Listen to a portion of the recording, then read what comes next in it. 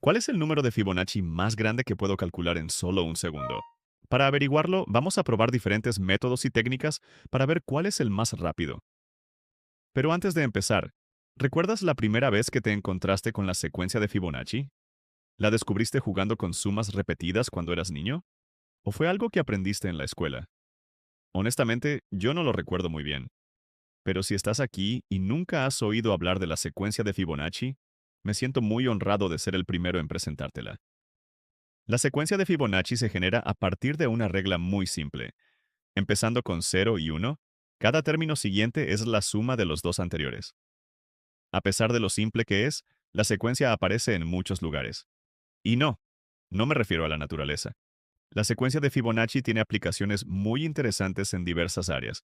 Por ejemplo, la verás en temas como álgebra lineal, probabilidad y, por supuesto, combinatoria. Además, está asociada con problemas abiertos fascinantes. Por ejemplo, ¿cuántos números de Fibonacci son primos? Puedes pensar en eso si te interesa, pero hoy me interesa una pregunta más sencilla. ¿Cuál es el número de Fibonacci más grande que puedo calcular en menos de un segundo?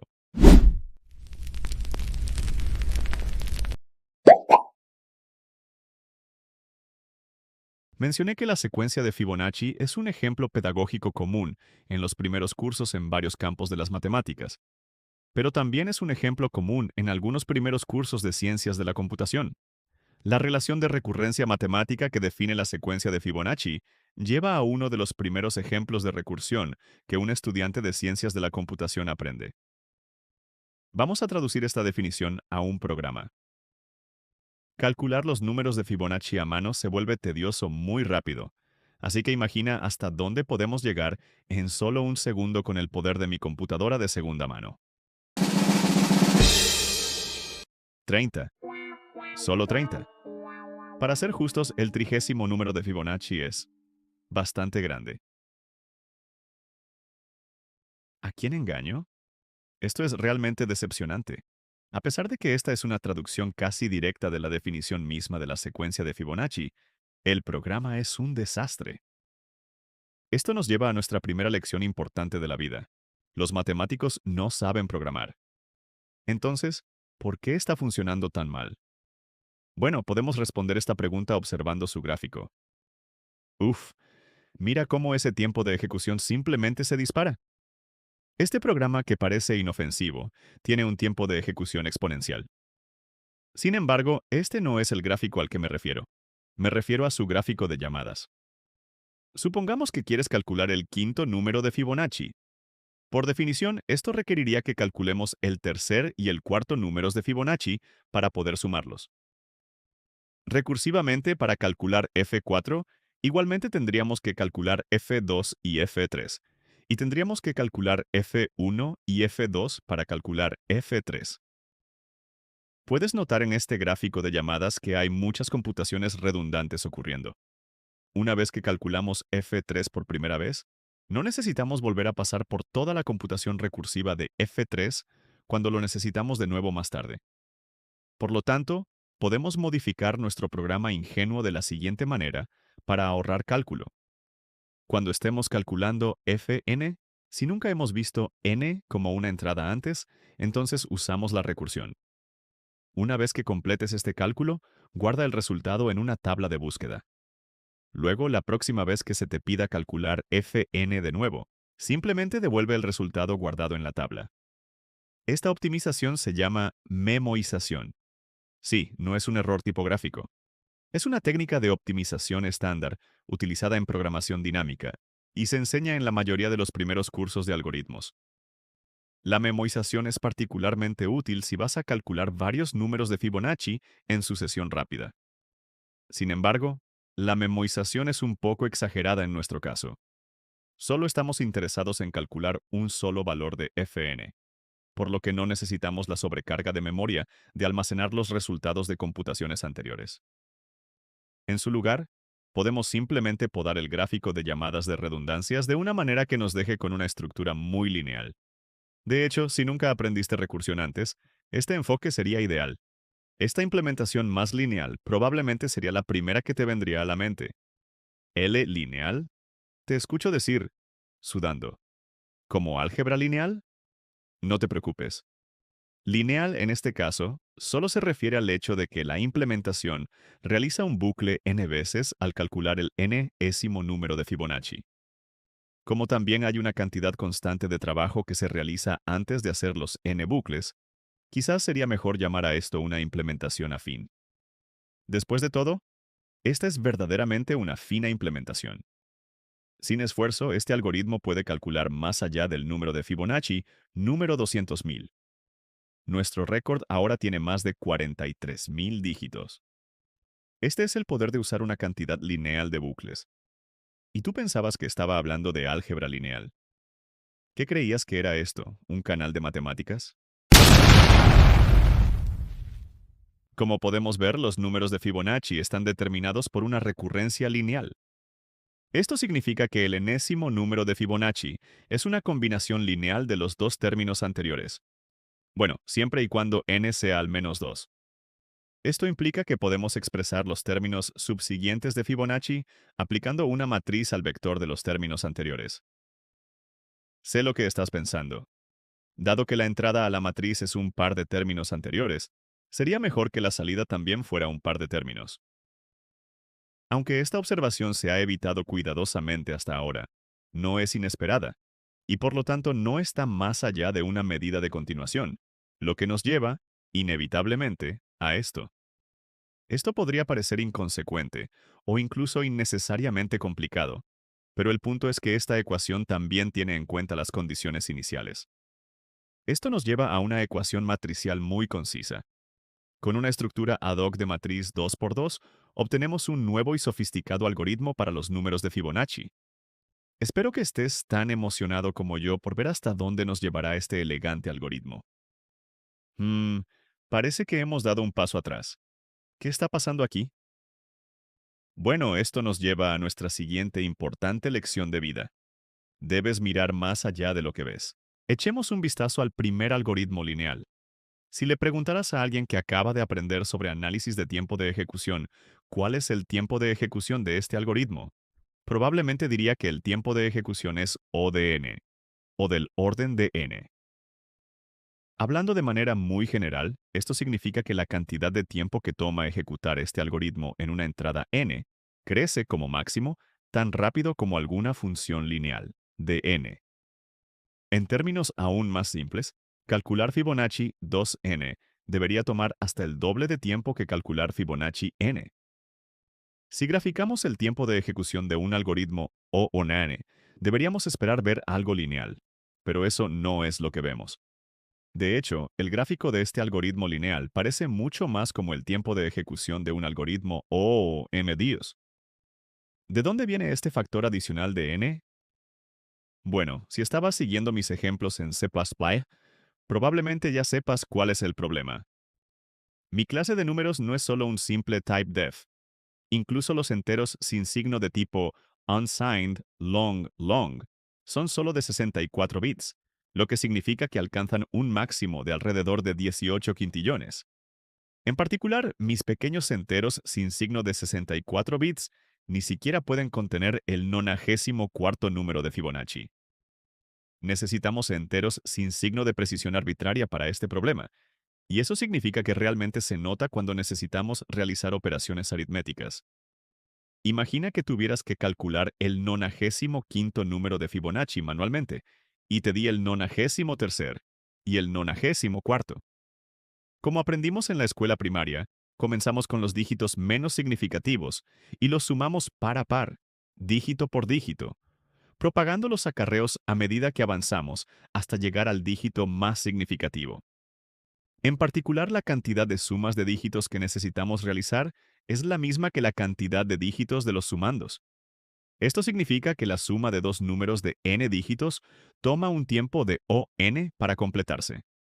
Esto muestra que nuestro algoritmo lineal, de hecho, es un algoritmo O(n) al cuadrado después de todo. En cualquier caso, realmente no hemos explicado por qué la implementación con matrices es más lenta. Podrías pensar que es porque este algoritmo no solo tiene sumas con números grandes, sino también multiplicaciones, y esto es mucho peor. Definitivamente estamos haciendo algunas multiplicaciones, Pero si desglosas las operaciones, realmente solo estamos multiplicando con ceros y unos. En particular, la multiplicación no es el problema. Más bien, el problema tiene que ver con el hecho de que hacemos 4 veces más sumas, además de algunas copias adicionales. Sin embargo, las sumas y las copias son ambas operaciones ON, por lo que, en lo que respecta al análisis asintótico del tiempo de ejecución, este algoritmo también es ON2, lo que explica por qué el gráfico simplemente parece una cuadrática más grande en crecimiento. Probablemente te sigas preguntando por qué nos estamos molestando con matrices si el resultado parece peor. Bueno, imaginemos que estamos calculando el 16º número de Fibonacci a mano. Usando nuestro algoritmo de matrices, podemos hacerlo calculando la entrada inferior izquierda del producto de 16 matrices. Si bien podríamos calcular todas estas 15 multiplicaciones, también podemos lograr el mismo resultado con solo 4 multiplicaciones. Más generalmente, podemos elevar una matriz a una potencia que sea una potencia de 2, de forma significativamente más rápida de esta manera. ¿Qué pasa si el exponente no es una potencia perfecta de 2? No hay problema. Si escribimos el exponente en binario, podemos dividirlo en partes que tengan potencias perfectas de 2 como exponentes. Como calcular a al cuadrado, a la cuarta potencia, a la octava potencia, y así sucesivamente hasta a la potencia de 2 elevado a la m. Solo requiere m multiplicaciones usando esta táctica. Obtenemos una alternativa muy eficiente. Dado que las computadoras ya codifican los números en binario, esta optimización de exponenciación rápida puede implementarse de manera elegante con operaciones bit a bit. Entonces, ¿nuestro esfuerzo finalmente vale la pena? Lo logramos. Ahora alcanzamos más allá del 600.000 número de Fibonacci. Estamos evidentemente avanzando de manera clara y significativa en la dirección correcta. Tal vez te preguntes por qué ocurren estos saltos peculiares cuando la entrada n es exactamente 131.072, 262.144 o 524.288. Como se espera de cualquier científico informático que se respete a sí mismo, todos deberíamos haber reconocido inmediatamente que estos números son potencias perfectas de 2. Estos saltos ocurren porque son exactamente los puntos donde el algoritmo de exponenciación rápida necesita realizar una iteración adicional. Si bien hemos logrado algunas mejoras decentes, solo hemos avanzado aproximadamente 3 veces más que nuestro mejor intento anterior. Esto no es exactamente lo que imaginamos cuando escuchamos log n. Tener logaritmo de n es sin duda una ventaja, pero vino con el costo de realizar multiplicaciones en nuestro algoritmo. Por ejemplo, al calcular el número 32 de Fibonacci, tendríamos que realizar este producto de matrices. Observemos cómo calcularíamos uno de estos productos. A diferencia de la suma, esta operación requiere mucho más espacio. La multiplicación básica de dos números de n dígitos requiere O de n multiplicado por n, es decir, O de n al cuadrado, porque implica O de n sumas de números de n dígitos. Ahora, si revisamos nuestro algoritmo de Fibonacci, podríamos pensar que su tiempo de ejecución es O de n al cuadrado por logaritmo de n, lo que sería peor que nuestros algoritmos anteriores. Sin embargo, esta suposición es demasiado pesimista. Para calcular el enésimo número de Fibonacci, básicamente necesitamos calcular el número de Fibonacci en la posición n dividido entre 2, y luego realizar alrededor de 4 multiplicaciones y sumas. Por lo tanto, el tiempo t de n que toma calcular el enésimo número de Fibonacci es, como máximo, t de e dividido entre 2 más algún múltiplo de n al cuadrado. Mediante el llamado teorema maestro, como si solo existiera uno, o simplemente expandiendo este cálculo paso a paso, podemos ver que el algoritmo de exponenciación rápida resulta ser O de n al cuadrado nuevamente. Esto explica por qué todavía no hemos logrado mejoras significativas, pero también nos muestra dónde está el cuello de botella. Todo lo que tenemos que hacer es multiplicar de manera más inteligente. Una estrategia astuta para mejorar la multiplicación es dividir y conquistar. Volvamos a revisar nuestro ejemplo de multiplicación. Podemos intentar dividir el problema en partes más pequeñas separando los dígitos. Si expandimos esto, podemos calcular esta multiplicación grande, haciendo 4 multiplicaciones no triviales que son la mitad de grandes. Sin embargo, esta división en realidad no hace nada. Según el teorema maestro, o expandiéndolo por ti mismo, con algo de cuidado, vemos que la división no genera ahorros. Sin embargo, hay un truco que puede ayudarnos a calcular el término intermedio z1 usando solo una multiplicación en lugar de dos. Si calculamos z0 y z2, y luego también calculamos este otro producto, entonces podemos recuperar z1 mediante esta diferencia doble. Este es un truco desarrollado por Karatsuba. Pasar de 4 multiplicaciones de tamaño medio a 3 podría parecer irrelevante, pero esto se compone cuando lo hacemos recursivamente. Y finalmente obtenemos un algoritmo con complejidad n a la 1,585. Finalmente rompemos la barrera n al cuadrado. Ahora disfrutemos del espectáculo mientras Karatsuba destruye a los otros algoritmos. ¿Pero qué está pasando? Bueno, al implementar el algoritmo de multiplicación de Karatsuba, el flujo lógico de la computación es mucho más complicado en cada paso de la recursión, y también necesitas asignar espacio adicional para realizar los cálculos separados de Z3 por separado. En mi implementación, asigno 8 veces más memoria para asegurarme de que todas las llamadas recursivas tengan suficiente espacio de trabajo, aunque según algunos cálculos rápidos, 6 veces también hubiera sido suficiente. Esto nos lleva a otra importante lección de vida. Mucho puede estar oculto detrás de la notación Big O. Aunque usar la notación Big O para resumir el tiempo de ejecución de un algoritmo es conveniente, solo es una buena medida para acotar el comportamiento asintótico, ya que la entrada n simplemente no se hace lo suficientemente grande en nuestro marco de tiempo para que el algoritmo de multiplicación de Karatsuba muestre algún beneficio sobre la implementación ingenua. El tiempo de ejecución asintótico de los algoritmos eventualmente toma el protagonismo. Para demostrar esto, calculé el 33.554.400, 31 número de Fibonacci, utilizando exponenciación rápida, y tanto el algoritmo de multiplicación ingenuo como el de Karatsuba.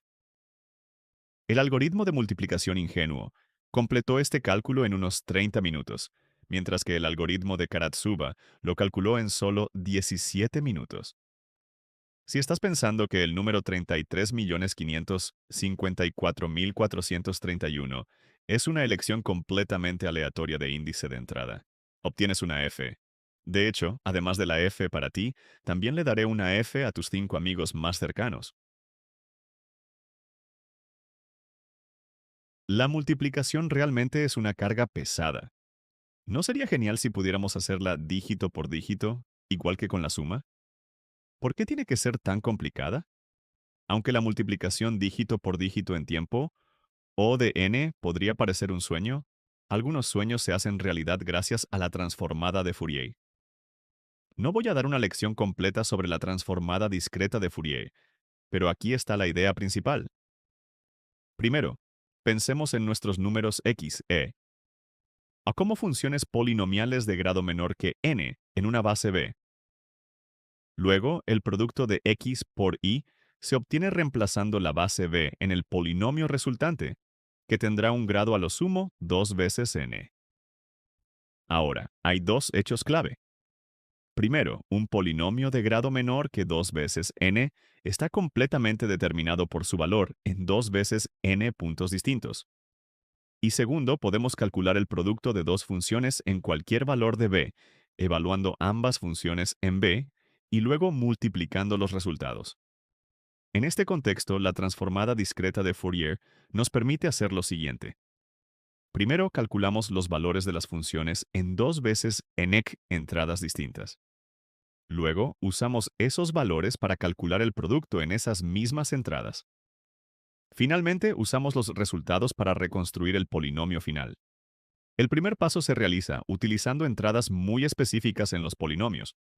Esto puede parecer complicado, porque lo es.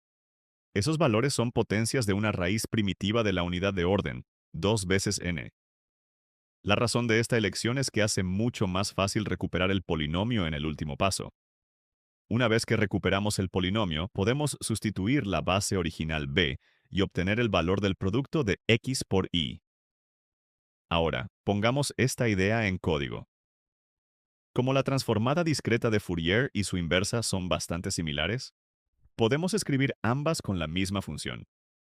Con esto listo, podemos seguir nuestro método de 3 pasos para la multiplicación.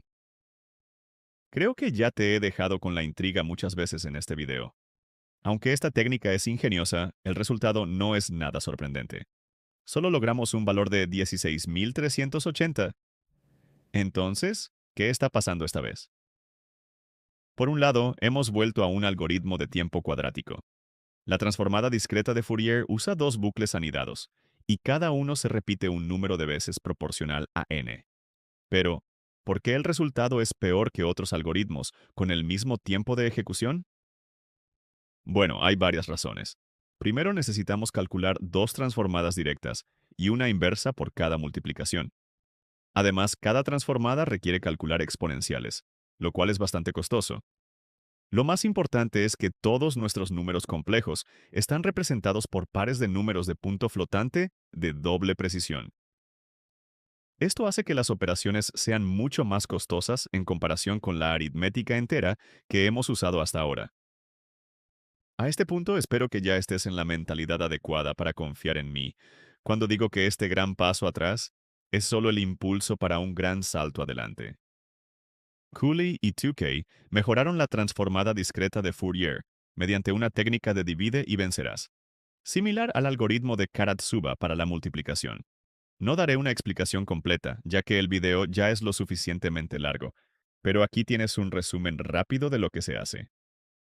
Al observar la transformada discreta de Fourier de una secuencia de números complejos de longitud par, se dividen los sumandos en función de si el índice es par o impar. Luego, se nota que una potencia par de una raíz primitiva m es igual a la mitad de la potencia de una raíz primitiva de orden m por 2. Ahora podemos ver estas partes pares e impares como transformadas discretas de Fourier de las subsecuencias pares e impares de la secuencia original. Esto nos permite calcular la transformada discreta de Fourier de forma recursiva en las partes pares e impares.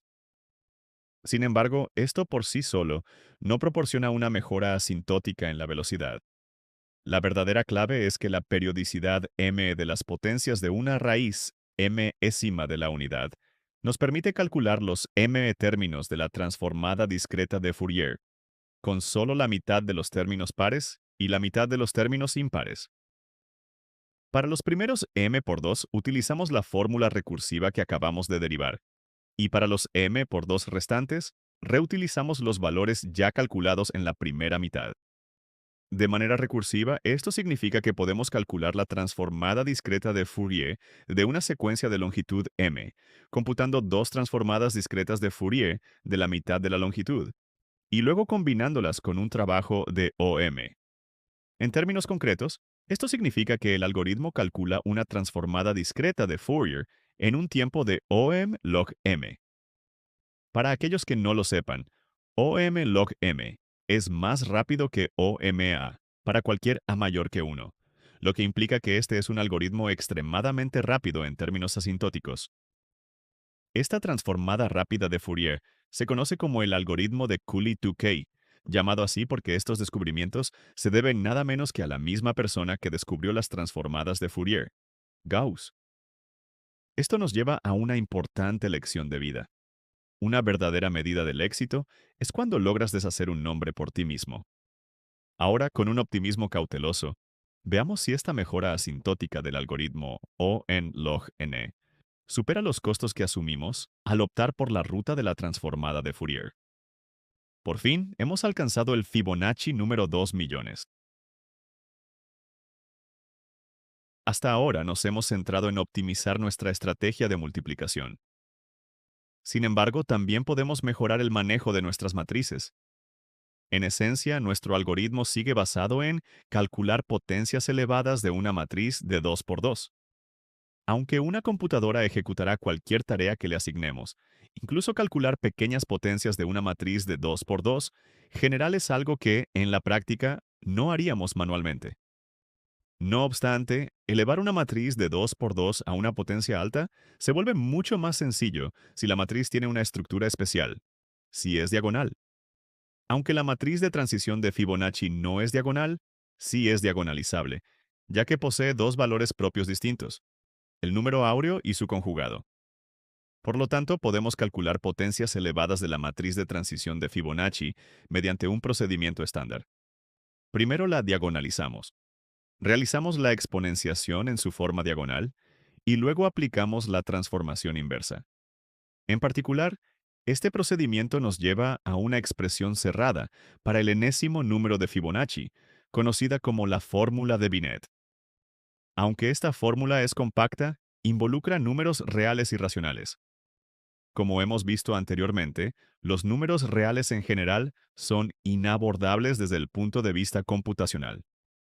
Sin embargo, en este caso particular, solo necesitamos trabajar con un subconjunto muy específico de los números reales, aquellos generados a partir de los racionales, al extender el campo con la raíz cuadrada de 5. Esto es mucho más eficiente, ya que estos números pueden representarse computacionalmente como polinomios en una variable t, donde t satisface la ecuación t al cuadrado menos 5 igual a 0.